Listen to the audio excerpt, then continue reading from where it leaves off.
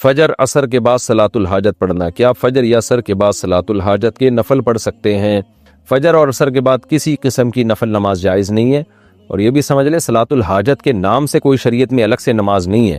بس 2 رکعت آپ دعا مانگنے کے لیے پڑھیں کہ اللہ سے میں اپنی حاجت مانگوں گا، تو اس کو آج کل صلاۃ الحاجت کہہ دیا جاتا ہے، لیکن یہ کوئی الگ سے اسلام میں اس نام کی کوئی نماز نہیں ہے۔ تو باقی کوئی بھی نماز ہو، فجر اور عصر کے بعد نفل نماز اگر ہے تو وہ پڑھنا جائز نہیں ہے۔ بیوی پاکٹ منی میں سے کتنی زکوٰۃ دے گی؟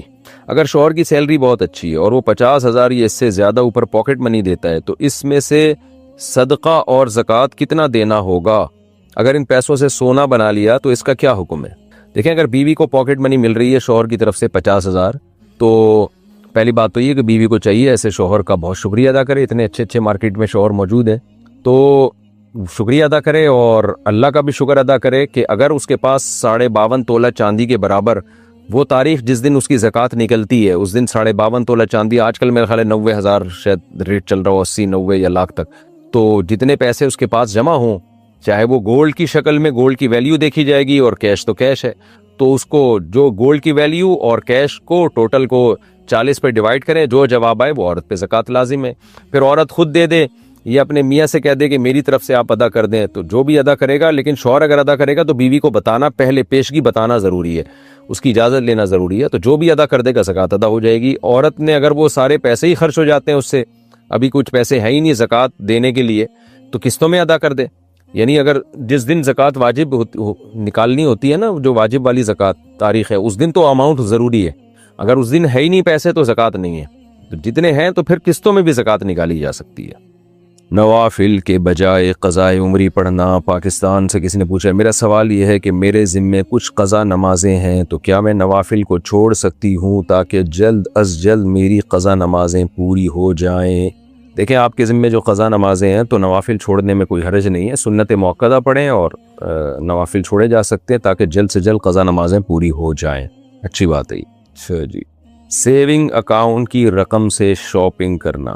عدنان صاحب انڈیا سے پوچھتے ہیں، میرے والدین نے میرے بچپن میں ہی میرے نام سے اکاؤنٹ میں پیسے جمع کرا دیے تھے، جو کہ ایک سیونگ اکاؤنٹ ہے۔ کچھ دن قبل میں نے اس اکاؤنٹ سے کچھ خریداری کی ہے، بعد میں مجھے خیال آیا کہ اس میں تو سود کی رقم شامل ہے، اب میں کیا کروں؟ خریدی گئی اشیاء کا کیا کروں؟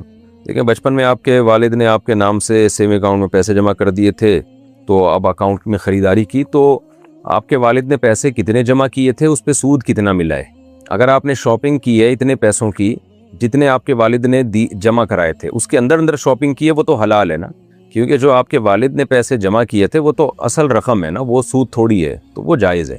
اس پہ جو پروفٹ ہوگا نا اضافی، وہ حرام ہے۔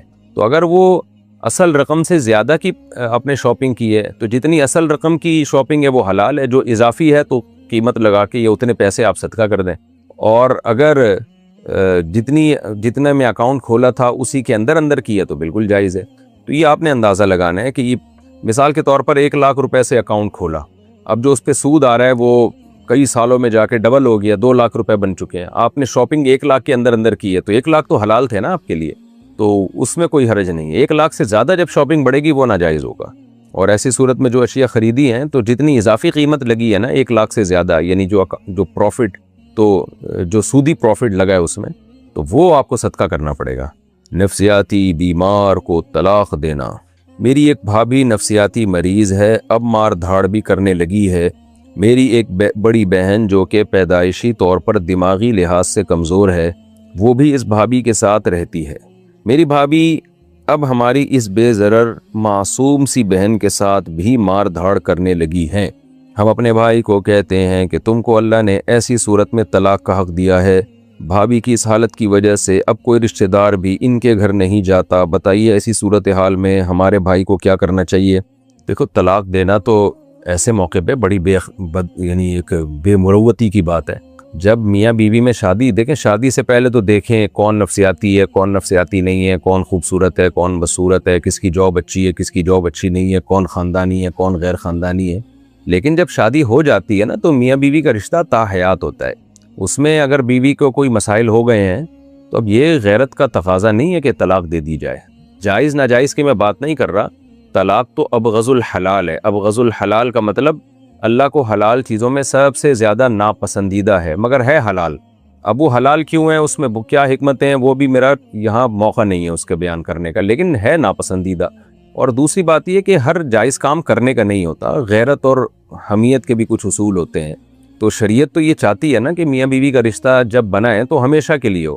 اس میں اگر واقعی آپس میں نہ بن رہی ہو، دونوں میں سے کسی کی غلطی ہو اور وہ ہٹ دھرم ضدی ہو ایک، پھر اس کی غلطی کی بیس پہ طلاق دینا تو سمجھ میں آتا ہے۔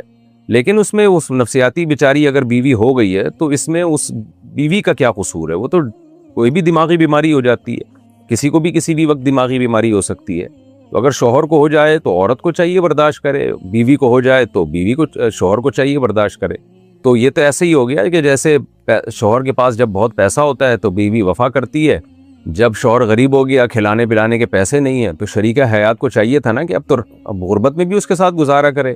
لیکن کیا انہیں لگا ہے کہ جی اب شوہر کے جاب چھوٹ گئی ہے تو چلو جی عورت کہتی ہے خلا دو مجھے طلاق دو، میں کہیں اور شادی کروں گی۔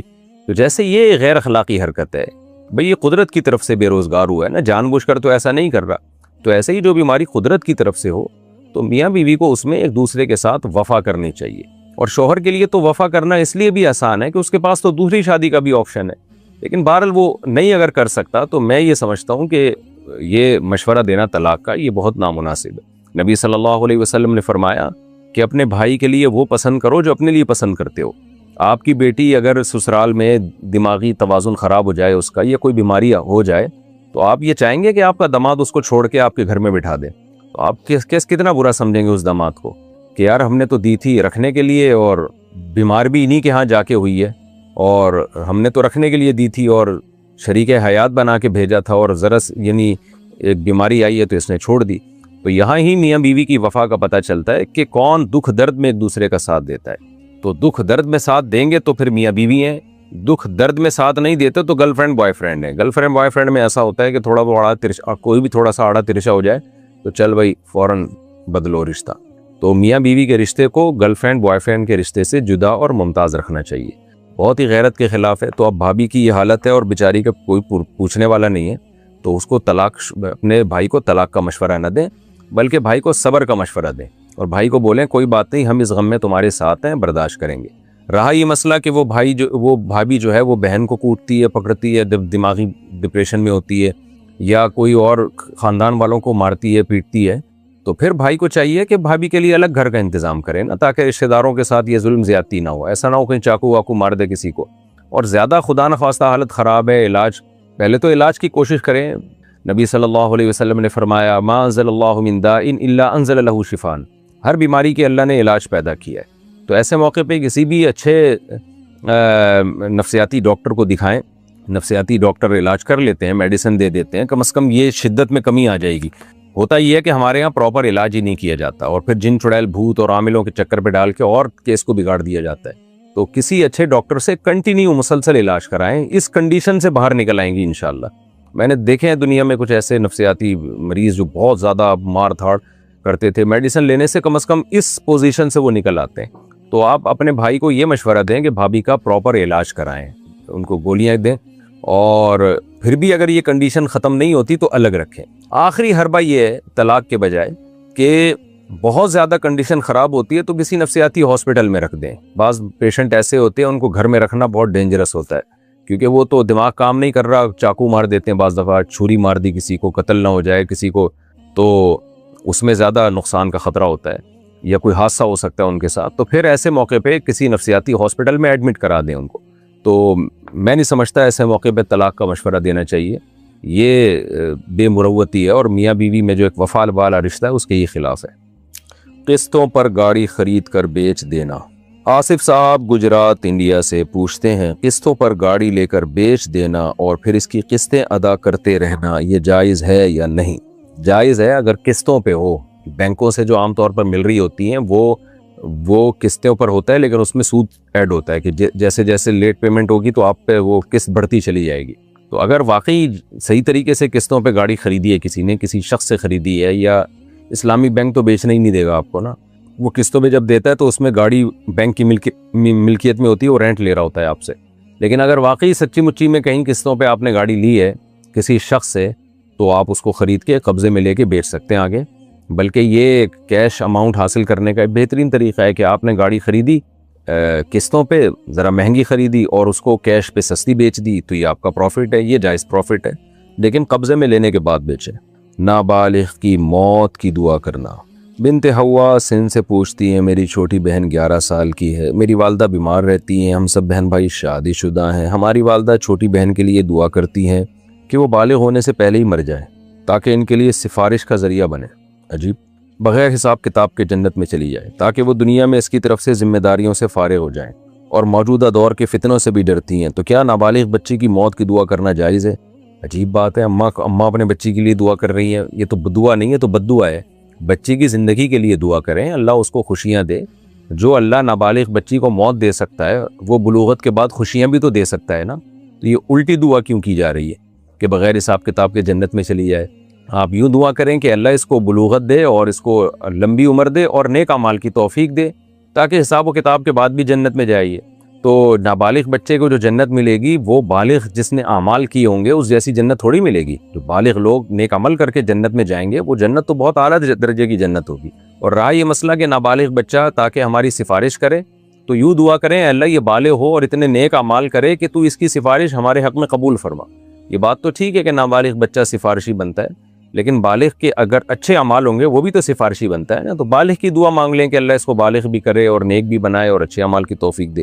مسئلہ سارا یہ ہے کہ ہمارے ہاں بچیوں کے رشتوں کے مسائل ہیں، جس کی وجہ سے ماں باپ یہ سب کچھ کرنے پر، سوچنے پر مجبور ہو جاتے ہیں۔ رشتوں کے بڑے مسائل ہیں، بچیاں بوجھ بنتی جا رہی ہیں۔